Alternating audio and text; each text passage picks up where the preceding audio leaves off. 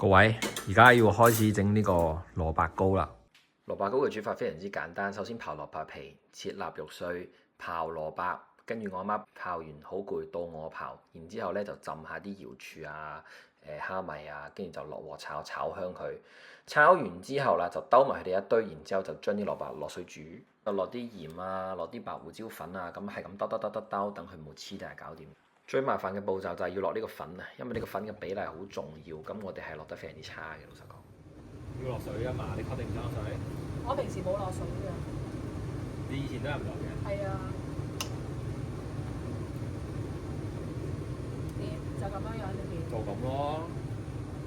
仲有成半包粉，你望下你個蘿蔔糕佢叫兩個鐘白咁樣。係啊，唔係我就話你攞唔攞水嚟開咗佢。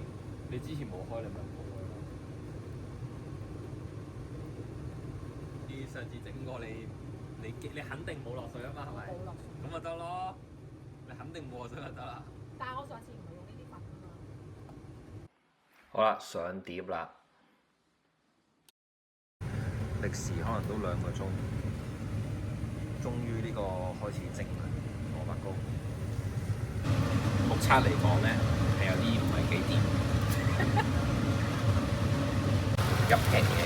啱啱已經試咗反咁1、2嚿啦，反咗呢嚿腍腍地咯，同埋好黏啊，黏個頭，已經煎到係咁上下成型噶啦，係手差唔多上碟。要煎完啦，咁就以食還錢。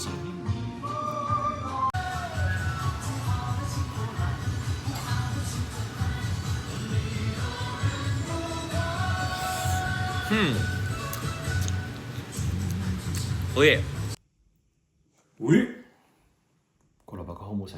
梗好食啦，我整噶嘛。